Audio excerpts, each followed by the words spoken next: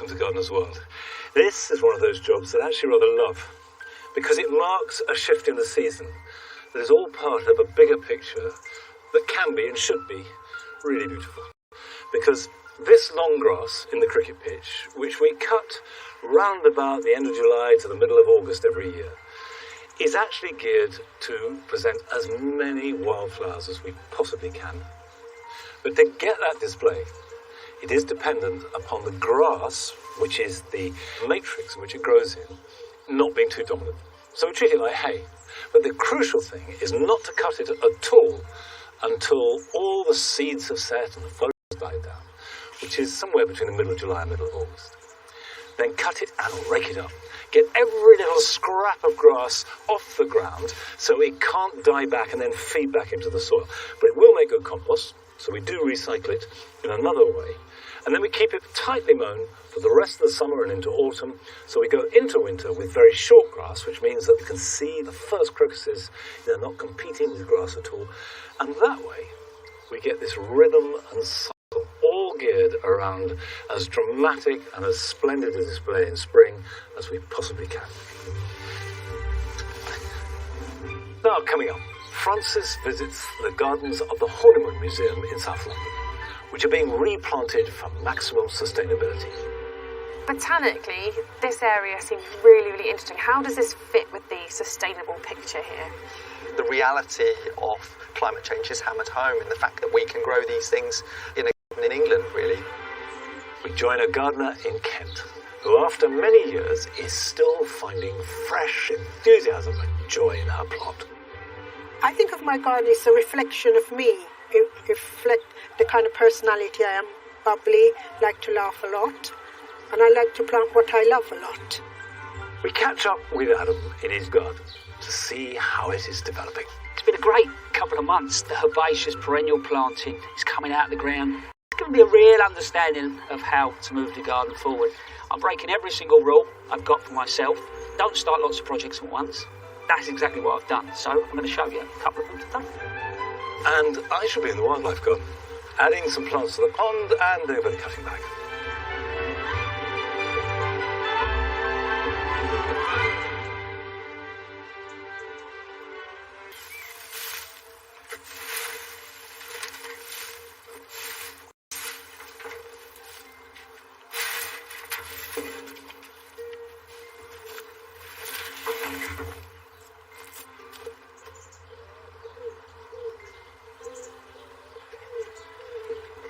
The poor old orchard beds are feeling the drought.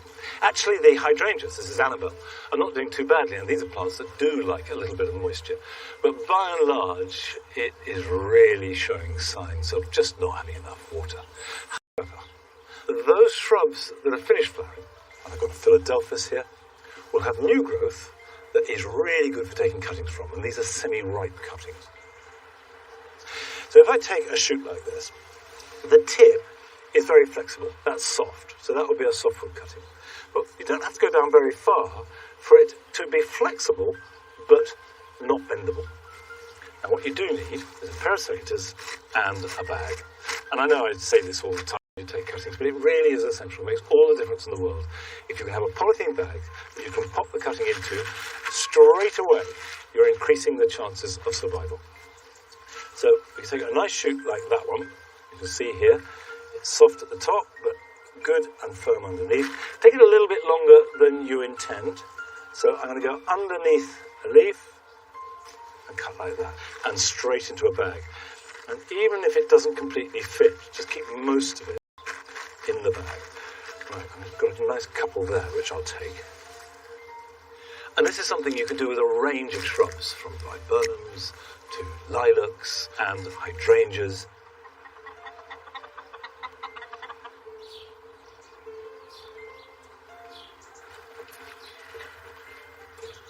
It's a good idea to have all the bits and pieces that you think you'll need ready before you take the cutting. Pots, compost, penknife in my pocket, I've got secateurs. I've got a good growing medium, about 50% perlite. Now I'll take one out at a time. Now this is where a penknife is a lot more useful than a pair of secateurs. Take off the excess leaves And put your glasses on so you can see. Now by excess, the point about the leaves is that they are now losing moisture. However, if you don't have any leaves at all, it means that when you do form roots, there's nothing to feed them. So it's a bit of a trade-off. You want to leave some leaves which will feed the roots until the roots can generate new foliage, and then you're fine. So, on balance, I like to take off all but the top ones. A node, that is a good place for roots to form. Pop it in here like this on the corner, push it down. That is in a good place. Take another one out. So I'll pop that in there, like that. That's quite a small one. And then we can pop this one in here. Label it, and you're away. So this is a mock orange Philadelphus.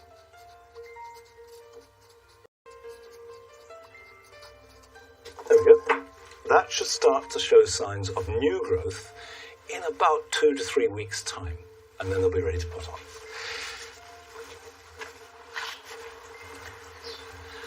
There is still an urgency involved because it's important to get them watered. And what you need to do is water the compost well. That will relieve the situation. There's no need to overwater them, but if you've got plenty of perlite, in fact, that will drain fairly well. But it is really important that you keep the air around them nice and moist. Now, you can do this by putting a polythene bag over them. You can put them outside in a sheltered place. If we get another burst of really hot weather, you will have to protect them from that. But what is really important is to use a mister and just keep that air fairly damp. Now, a few weeks ago, Francis went to South London to visit a garden attached to a museum, where they, like all of us, are having to cope with the effects of climate change. But rather than seeing this as a difficult challenge, they're taking it as an exciting horticultural opportunity. Over the last 120 years, the Horniman Museum and its 16 acres of gardens and woodland have been a green oasis for the people of Forest Hill in London. The reason I'm here today is to meet head horticulturist Errol Fernandez. He arrived here at the gardens in April 2021. So have you always been a gardener? I mean, how far back does that love of growing go? I think I've always been a gardener at heart. My mother was a florist and always encouraged us to grow. She sort of divided up the garden between my siblings and I, and would run like little Chelsea flower show competitions and come round and judge. Seriously? Yeah, which was really, really great. Did you always win? I can't say I always won. I think there was multiple certificates given out to each of us. Runner-up, yeah. Since his arrival, parts of the garden have been undergoing huge changes, and it's Errol's passion and vision for gardening closely with nature that's driving this space to... This area seems really, really interesting. How does this fit with the sustainable picture here? It's a border where we're trying to demonstrate the reality of climate change, so there's an excitement for us as horticulturalists that we can grow many of these things. But there is also, very quickly after that, there's a sense of guilt, really, because it's the reality of climate change is hammered home in the fact that we can grow these things in a garden in England, really. So you're going more arid, less water, and also more tender, so reduced frosts. Have you had to change the conditions here a lot to get that? So this mound here, we've gathered bits of concrete and rock and things, and that really creates a really free draining aspect. We've added a bit of grit in, and then there's about 5 centimetres of this gritty mulch over the top. So it's not a thick layer of gravel at all? No, it's really, really shallow. I mean, the mulch is going to reflect the sun, which some of these plants are going to enjoy. It's going to sort of keep some warmth there. But also, I want the dynamic change. I want some of these plants to start seeding around. Are there any particular species you have here that are favourites or particularly tender that you didn't expect to be able to grow? There's a grevillea over here and a melaleuca just over here that are particularly tender. Also the Echium candicans, they can be quite tender. A adapting and rethinking what is planted is key. The main showpiece here, the sunken garden, has always been very traditional, but this comes at an environmental cost. So this area here is going through clearly a really big change. What's the plan? It's going to be vastly different to what you see now. So we're moving right away from bedding. We're going to have some trees, small trees, shrubs, and a herbaceous planting throughout. These plants, salvia, the cosmos, the lupins, are going to sort of stud through that. We're trying to maintain a display the whole time. Usually it's planted at great expense and time and cost to the environment. This year we're sowing, and those plants will be allowed to seed, and that's going to create a seed bank within the soil for future years to come, so that will hopefully come up in and amongst the shrubs and the herbaceous plants in the future. Far more sustainable than what we're doing now, really. Well, clearly, we're going to have to come back in a few years' time and see it fully transformed. Not far away from the sunken garden, there's a bigger and much noisier challenge. So this little area of peace in London is not quite so peaceful here. This is a massive road. Yeah, it's one thing. The microforest here, it's to sort of act as a dense particulate pollution filter against the roads, and it will create a nice green corridor for wildlife. And we've planted it with 900 trees, and there's 35 different species, so lots of diversity for wildlife. So what exactly is a microforest? The big spacings of trees that we're so used to, it's not natural at all. Trees will grow where the seed falls, and often the trees are very closely packed. And through that dense planting, the trees compete with each other and therefore grow really quickly. So we're making use of that, essentially, a quite natural phenomenon. So they're gonna compete, and then you'll get a really dense canopy in sort of as little as 15 to 20 years. It would otherwise sort of take, could take up to 100 years. So how have you gone about actually choosing the species that you're using in the microforest? So drought tolerance and being able to manage with a reduction in rainfall felt important, but also I think an aesthetic was really important too. Right. So we wanted multi-seasonal interest, so we've got things like Amelanchier. They're going to look really lovely with the Larix decidua sort of coming into bloom in the early spring.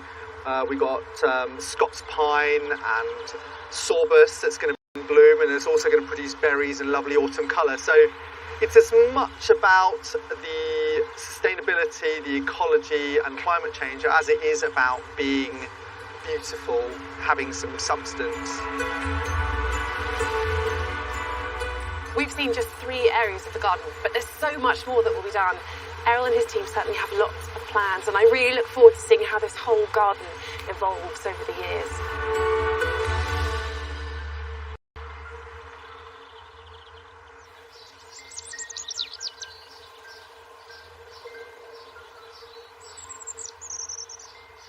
Well, as well as having what is evidently a fascinating and inspiring garden, the Horniman Museum was recently awarded Museum of the Year by the Arts Fund. So go along and visit garden and museum.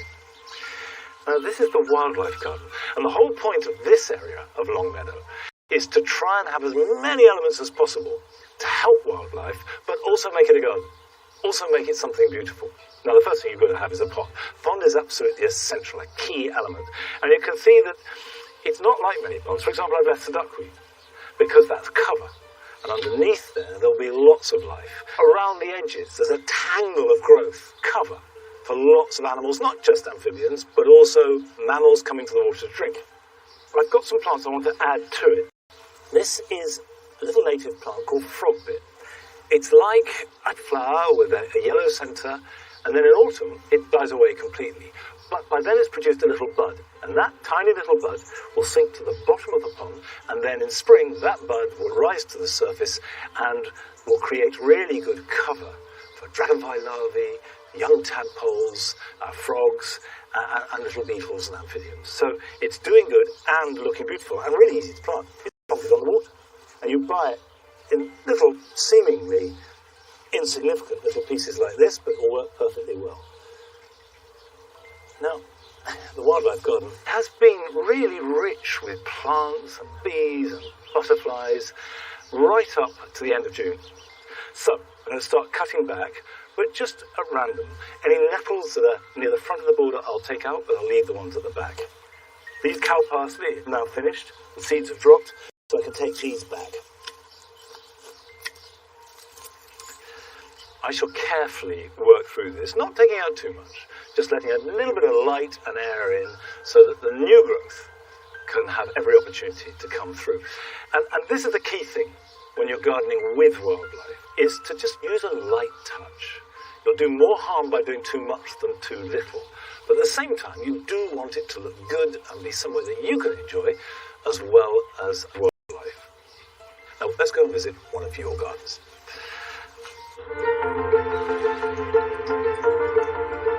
I'm Diane and welcome to my garden in Stoke-on-Trent. This is my happy place.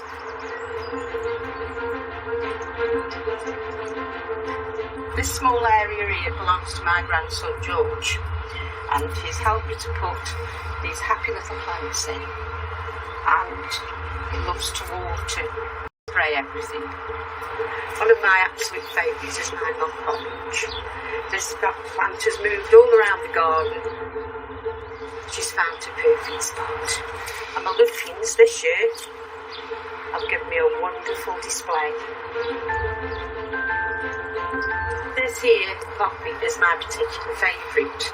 This is the third place that it's lived in my garden. Everywhere else I found it was far too sunny or not enough drainage. But now, 3 years on, and she's flourishing. I hope you've enjoyed this short visit to my little piece of heaven here in Stoke-on-Trent. Bye!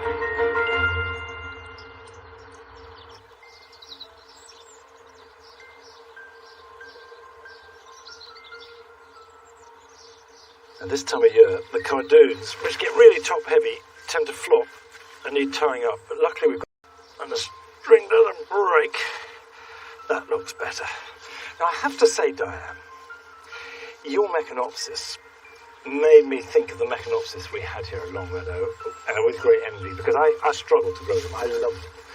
I think it looks really beautiful. But they're one of those plants that when they're happy, they're fine, they're easy. But unless they get exactly what they want, then inevitably they don't work at all. But yours look great. Now, talking about looking great, what do we think about the 4 pots here in the Jaw Garden? This is the centre of Long Meadow. And at the 4 corners, we have 4 whopping great pots. Now, up till now, these pots have been big statements. We've had bananas growing in them, phormiums, big fuchsias, and lots of dahlias and cannas. But this year I did something different. At the centre of each of these pots, and all 4 are identical, I've got a Miscanthus malpartus. Now, it's quite useful when you're designing a pot or something to think of a pillar, a filler, and a spiller. And the Miscanthus was intended as the pillar, the thing that would rise up in a tower. Now you can see it's not rising very much at the moment. Miscanthus are vigorous plants, they're very adaptable, I love them, and this particular one, malpartus, has a beautiful silvery bronzy flower head. Well, no flower head as yet, but there's time for that to come. The filler is a Nautia. This is Nautia macedonica. And I wanted it to weave through the Miscanthus, and that's sort of happening. There is a sedum. That's looking good. I like the richness of the colour, and as an ipomere, which also has got wonderful colour, but not spilling. I put it in there because it would fall over the pot. As yet, it's remaining resolutely upright. Now, I'm not unhappy with these pots. I like the way they're looking, but I do hope that they fulfil the potential that I wanted from them over the coming weeks, maybe months. Now, a couple of weeks ago, we went down to Kent to visit the garden of someone who is not just a passionate gardener, although she certainly is that, but also, by her own admission, a very competitive one too.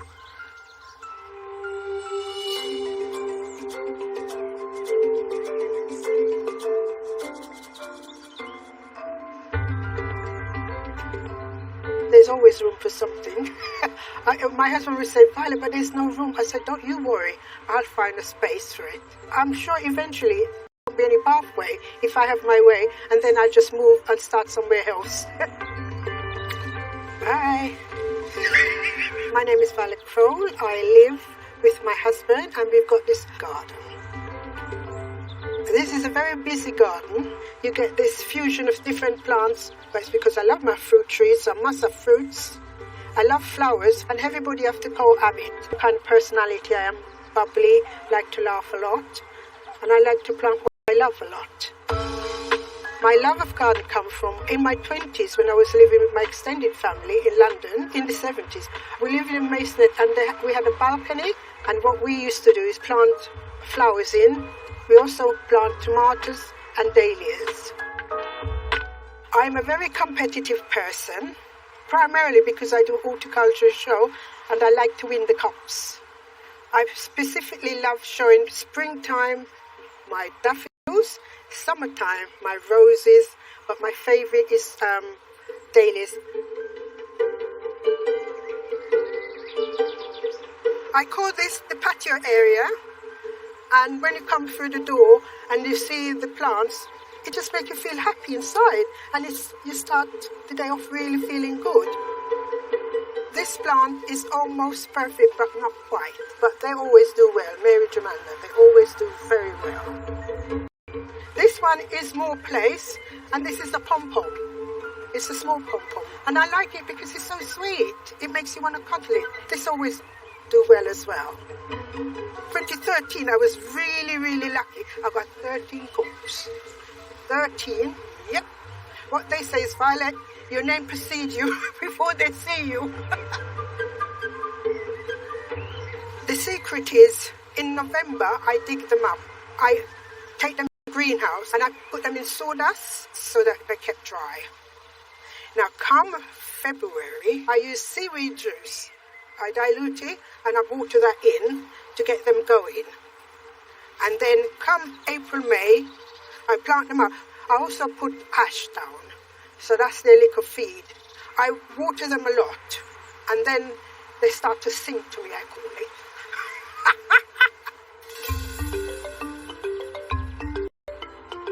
The plants, they speak to me. Every morning I go around and I look at a plant which I think are not doing that well. If a plant see me looking at it too often, they know they're going to be moved.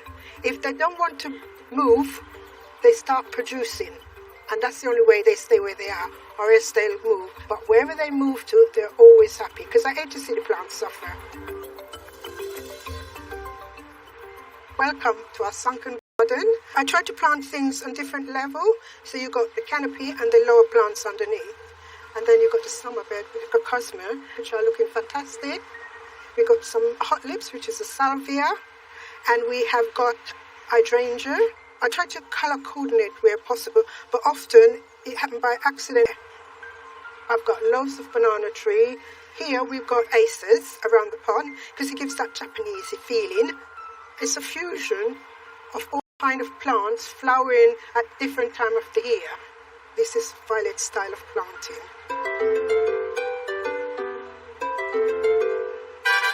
I wake up thinking about the garden, and most time I go to bed thinking about the garden. I've got medlar, mulberry. I've got peach, which is on its way out. I've got cherries. I've got the white currant, the red currant, the black currant. Lovely, lovely, lovely.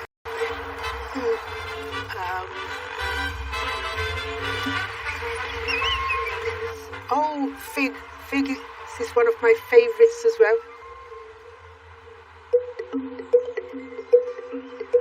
In this garden, everybody has something. The squirrels, the nuts, the blackbirds, the blackberries. I always say they can have that side, but they always come over this side, which is my side. I do love my vegetable, I must admit. I'm particularly pleased with the kale. They're doing really well. They're looking fantastic. The Sherman cabbages are doing beautiful as well.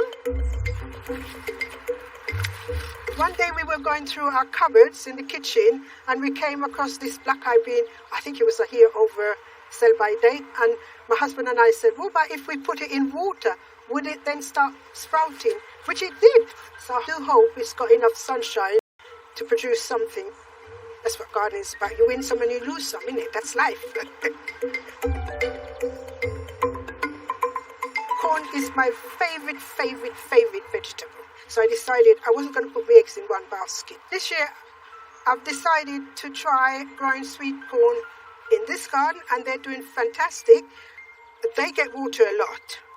And the ones in the allotment, which doesn't get water that much. So it's an experiment. But these ones at the moment are ahead. I'm a very competitive thing, and I like my plants to be competitive as well.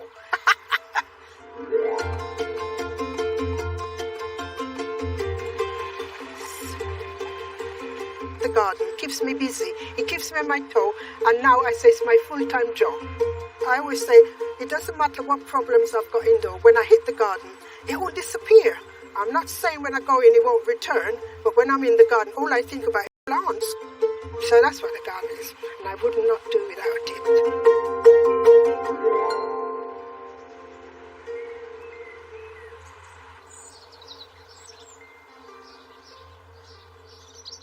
Because she is part of the National Garden Scheme. And if you go to their website, it'll give you the times and dates when her garden is open, and of course all others local to you. And I do recommend using it because it can be inspirational as well as really good fun. Now I'm clutching a bowl of washing up water, grey water, because in the very dry conditions we've had, you need to use whatever water you can. And grey water, whether it's for washing dishes or yourself, is perfectly good on floral plants. So don't use it on edible food. Let it cool down, of course. And I've got it here for this clematis. This is Clematis Prince Charles that I planted a couple of months ago. It's doing fine. It's flowering well, and that's wonderful. Because it's a young plant, it means that its root system is fairly small, so therefore it's not able to access the moisture that might be deeper down in the soil. So I'm having to make sure it is really well watered. And clematis is one of those plants that really needs water, so grey water is perfect for them. So I'll just put that on.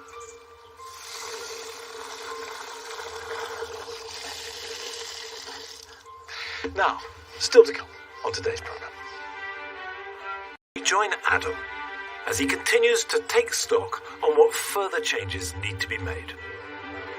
And as part of our series of films celebrating the Queen's Green canopy, we meet someone who is a self-confessed ginkgophile. For me, it's just become an obsession almost. There is a cultivar that will virtually suit every condition. But before that, we're paying a visit to one of your gardens. And actually, this one is up the road from here. Hello, Gardener's World. My name is Sally Maddox. I'm a retired midwife and I live in a small village outside Shrewsbury, or is it Shrewsbury? 12 years ago, when we moved into this house, this garden was very dark and dismal. It just had a patch of grass and was bare walls with lots of ivy. So we decided to make it into a rose garden. So this end wall is north facing, so it's always in the shade. It's just underplanted with ferns and hostas. Being from Shrewsbury, we have to have Charles Darwin in the garden, named after his hometown. This rose is Claire Austin. She's a prolific flowerer, but she does get a bit unruly and untidy at times. Hello, Woody. It's a particular favourite of mine. This is Creme de la Creme climbing rose. It has the most enormous blooms and a very delicate scent. And then Posy. Thank you, Gardener's World. Bye bye.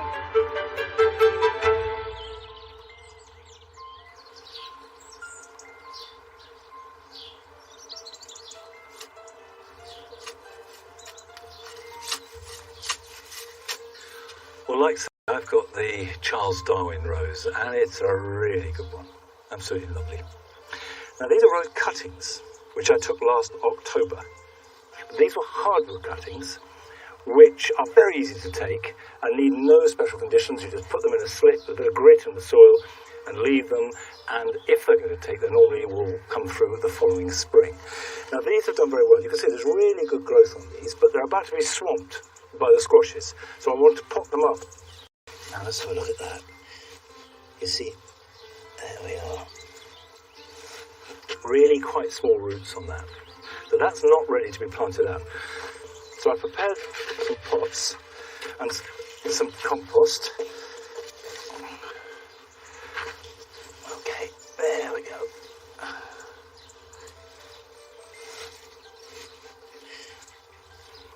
I will grow this on all through this winter and next summer, and I would expect this to be in a good state to plant out in the autumn of next year, when it should have a really good root system. Right, let's put that like that.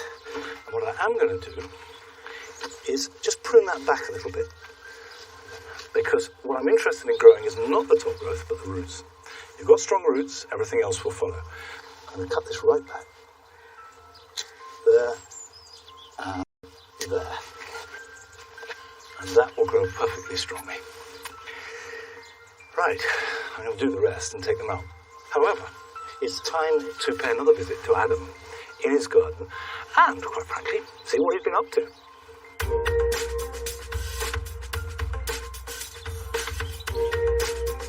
It's been a great couple of months. The garden now is really starting to reveal itself. What I mean by that is a lot of the herbaceous perennial planting is coming out of the ground, and it's going to be a real understanding of how to move the garden forward. I'm breaking every single rule I've got for myself. Don't start lots of projects at once. That's exactly what I've done. So I'm going to show you a couple of them today. The last time you were here, I was planting a new shady bed right by the house. I've added a couple of plants since, and this Disporum is the final tweak. It's a great plant for shade and sits really well in a woodland border. I'm really happy with how this is growing, and there's loads of detail in here to look at, but I'm still tinkering and adjusting. I think sometimes when we plant a border, we instantly think it's got to be perfect. Oh, in reality, it hasn't. If you get those shrubs and the trees in the right place, when it comes to herbaceous perennial planting, you can keep chopping and changing. In the middle there was a lot of stuff that self-seeded that I inherited, and once it had stopped flowering, it looked like a bulk. So what I mean by that is between those two Taxus domes there was no real flow of movement. So what I've done is I've put that Disporum in and the Epimedium down here. They flower earlier on in the year, so it's not about the flower at the moment, but look at the different leaf shapes. And they bring these wonderful forms. And for me, that's a lot of how you put the borders together, not worrying too much about the flower. I also put this rose, Shropshire Lass, to help cover the wall. It's growing well and needs tying in. I think sometimes when we plant roses, we let them get away and get too far on, and then start to sort of try and form them back into the shape we want. So what I've done is I've tried to fan some of the growth out, but I want to create a column up here. I've been quite harsh with the first pruning. I've cut out a couple of really strong stems. I've done that because these stems were really going in the wrong direction. But I've chose stems that are going in the right direction to start with. And over the last couple of months, as it's been growing, just tying it in, I'm just creating this tiny little figure of eights and tie it around my cable to start with, like that, and then tie that around the rose. That will stop the rose as it grows rubbing against that wire. I'm probably doing that every 3 or 4 weeks at the moment.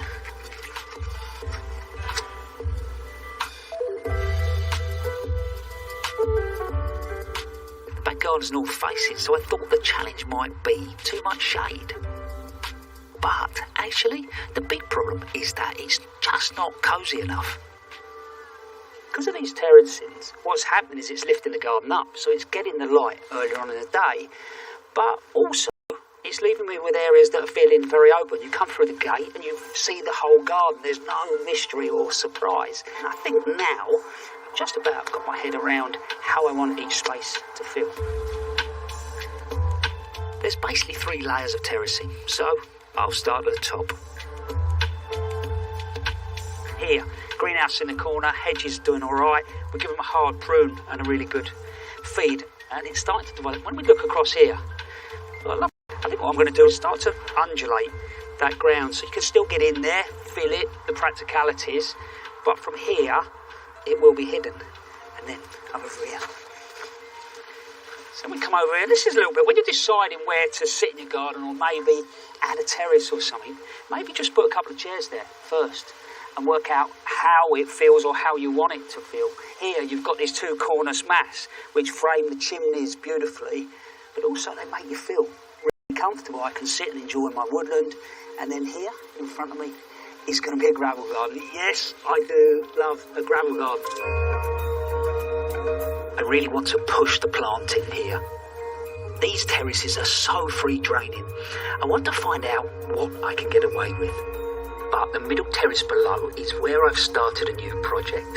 This area has a lot of lawn and the potential to build in more cosy spaces and the surprise.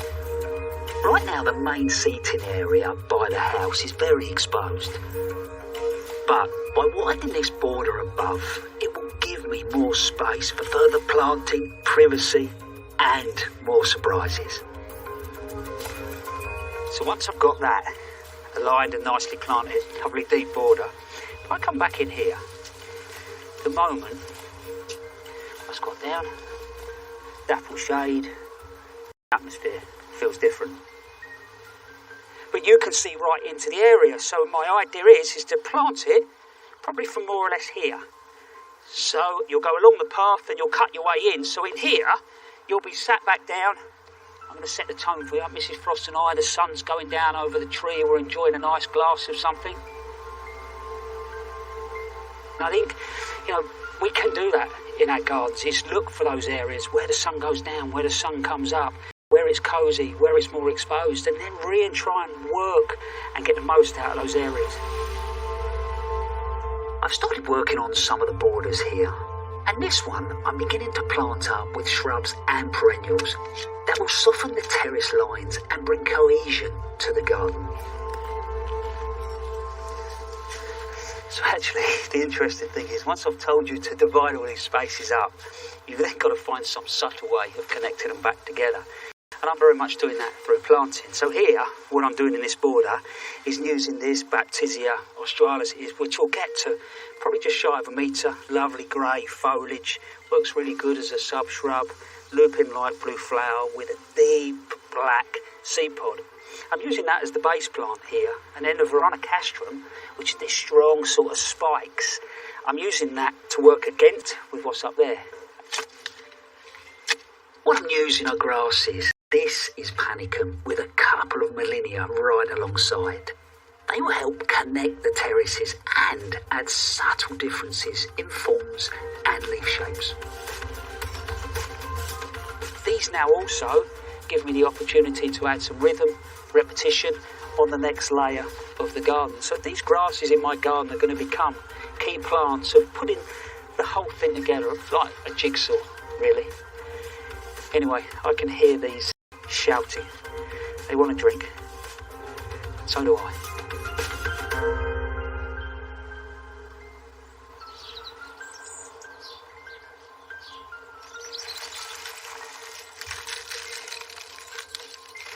It's fascinating to see the changes that Adam's making. I think it looks great, it looks wonderful.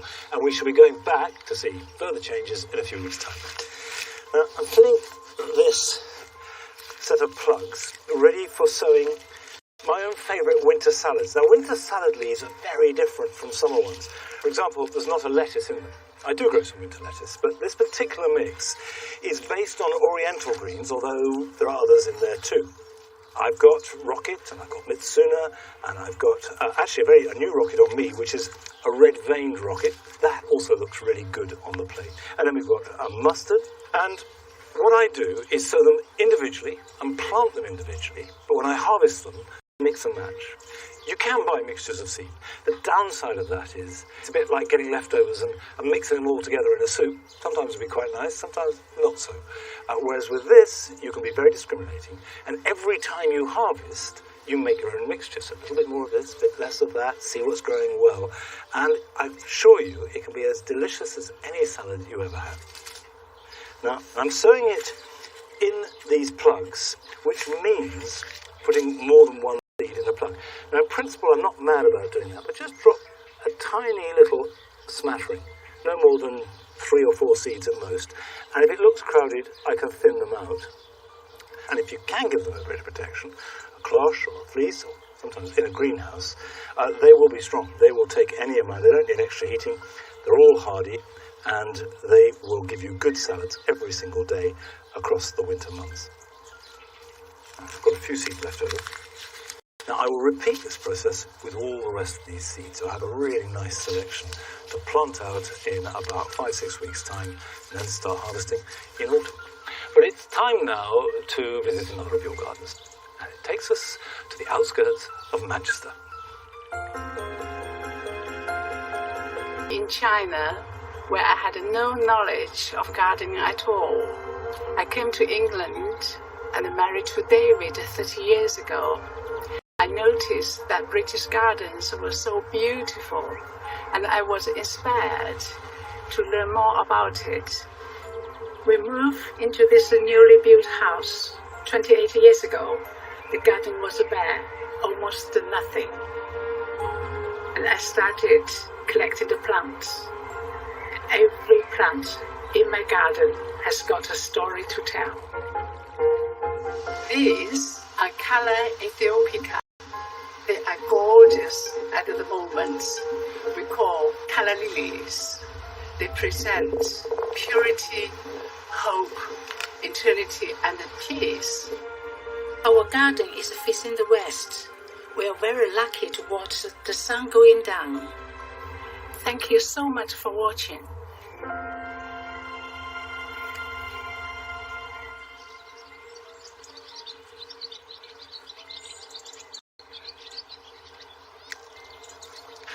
Thank you very much indeed, Natalie. And thanks for sharing your garden with us. These are cordon gooseberries, which are now due for their annual prune. The gooseberries produce their fruit, rather like apples and pears, on spurs, and they take a few years to form. Now this new growth won't bear any fruit next year, and maybe not the year after that, because it needs to develop spurs like fruit. And you can see the shoots that you have there. That's where the fruit comes from, clustered along the stem of the plant. And by the time this has developed fruiting wood, it'll be right out here and you've lost the shape of your cordon completely. So I need to cut all of that back just above the old wood. So I cut that there like that. Now the only time I would leave any new growth is if I wanted to train some in. So if, for example, I wanted this shoot to go on up there, I would leave that, and then as it grew I'd tie it in. But I've got all the growth I need. I want to keep them small. And the point about cordons, whether it's gooseberries or anything else, is you get a mass of fruit in a very small space. I've got 12 gooseberry plants along here. It's a very efficient way of producing fruit, and they were good this year too. Now, over the last few weeks, we have been celebrating the Queen's Jubilee with films about people who are passionate about trees as part of the Queen's Green Canopy. And we're showing 7, one for each of the decades of Her Majesty's rule. This week, it takes us to Worcestershire.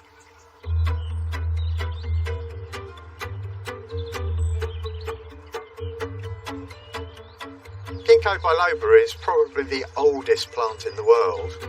Old. They were certainly around with the dinosaurs. My name is Tony Davies, and I am the national collection holder of Ginkgo biloba and the cultivars of Ginkgo biloba, and it's probably the largest collection now in the world. My front garden's a kind of conventional garden with a lawn and some nice beds around it. Originally the back garden was a lawn, and then when I started collecting ginkgo, I needed more space.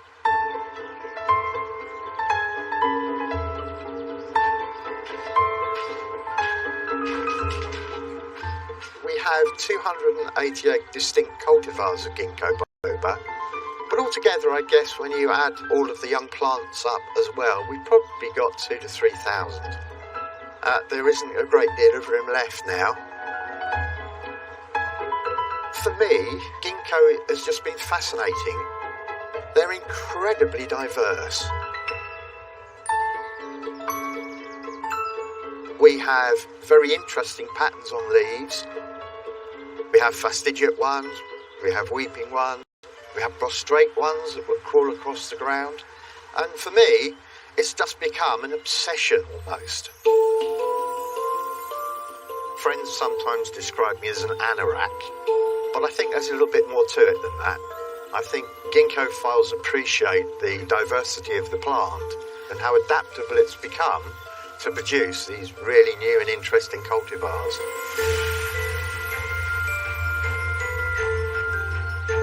The plant here is Ginkgo biloba freak.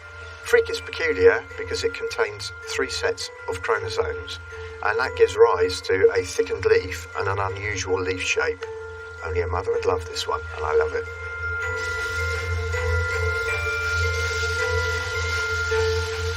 There are some really classy dwarf ginkgos, one of which is Troll. Troll is a Dutch cultivar, and it looks absolutely marvellous when it's covered with a light spray of water and the water's glistening in the sunshine. Dwarf ginkgos are basically ginkgos that grow less than 2 metres high or 2 metres spread in 10 years.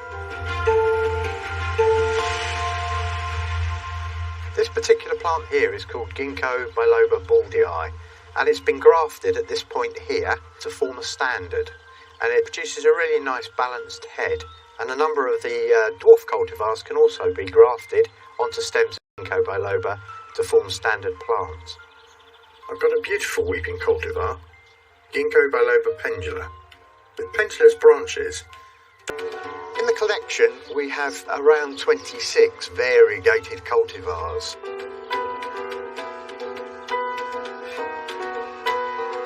There's a couple that are really nice, like Sunstream and California Sunset with its lobe serrated leaves.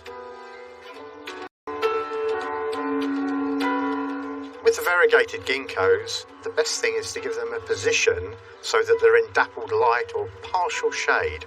That stops some of the delicate variegated foliage from becoming scorched. In the autumn, Ginkgo biloba has this amazing ability to turn a rich butter yellow, and the leaves hang on the trees for a few days, and then all of a sudden they virtually drop all in one go, and there'll be this amazing carpet of leaves on the ground. All ginkgos go this lovely colour, so it's a bonus for whichever one takes your fancy. I have in the collection a plant called Ginkgo biloba survivor, the ginkgos that were growing in Hiroshima. During the end of the Second World War, the atomic bomb was dropped there, and these trees were absolutely flattened and devastated, but eventually came back to life. I think a plant that can survive nuclear fission has got to be one of the most amazing things in the world.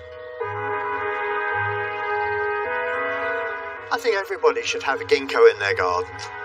There is a cultivar that will virtually suit every condition. You can have a ginkgo even in a fairly tight space. If you've got no soil to plant one in, you can even grow it in a container. So there really is no excuse not to have a ginkgo in your garden.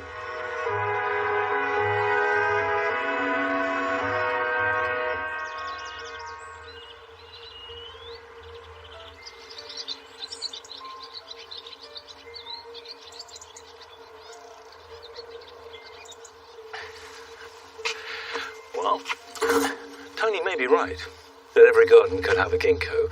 And as it happens, I've got a ginkgo, and I've had one for about 3 years now, but I've never found the right place to put it. You want to find somewhere where you can appreciate it as a specimen. And so I put it in a pot, but it's now due for repotting. And the great thing about ginkgos is that they are very adaptable. They'll grow in a pot, they'll grow in acidic soil, in alkaline soil, in full sun, in part shade. They are really easy to grow. So I've got this in a pot here, which I think is root bound. I haven't tried to take it out, but we'll see if I can. It's one of these things that... There we go. Oh, not too bad. Oh, that's pretty good. You can see there are the roots. There's a little bit of compost in there. Now I'll pop that on the ground. And I've got a pot just the next size up. I've got a very basic compost. This is our normal coir-based compost, a little bit of perlite in it, a touch of garden compost. But as I say, these are very adaptable trees. Just any peat-free compost will do fine. So we'll put some in the bottom to sit on. in and then fill in around it. And you can see that there's just about an inch or so around the outside for the roots to go into, and that'll be fine, and that will keep it happy for at least another year or even two, and then I can pot it on again. While I'm doing this, here's some jobs you can do this weekend.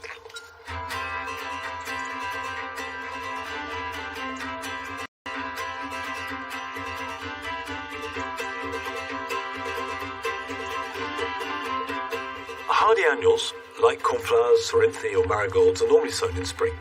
But if you sow some now and plant out the young plant early next spring, you can bring forward the flowering season by up to a month. Scatter the seed on a seed tray, cover them lightly. They don't need a greenhouse in order to germinate, just put them somewhere sheltered, and then the seedlings should emerge in a few weeks' time.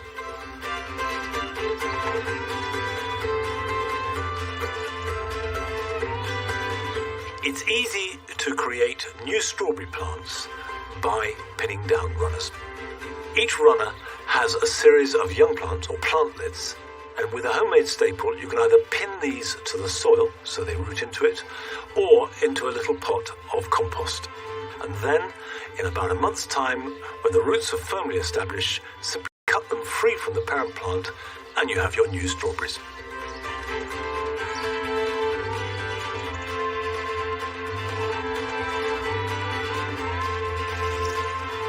If you have garlic or onions or shallots that you've dried, they need preparing for storage.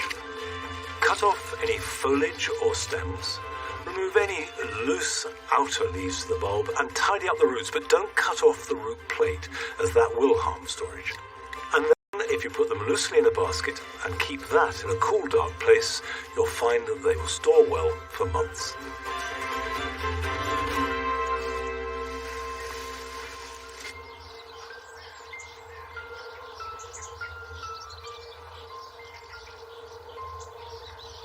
You may wonder why I'm walking around with a patty inside my shirt. It's because she decided it was comfortable in there, and it's a lot easier than carrying her. And if I put her down, she'll run away. Now, the jewel garden is all the rich colours, ranging from the bright yellows of the Rebeckias, the sunflowers like Velvet Queen, Red Sunset, which can be almost brown, with these russets and marmalades and oranges and purples and fiery reds are dominating the jewel garden from now until it all starts to fade away towards the middle and end of September. But we've got a long time before that happens. Let's enjoy the intensity while it lasts. But I'm afraid that's it. We've run out of time. However, I will see you back here in Longmeadow at 8:30 next Friday. So until then, bye-bye.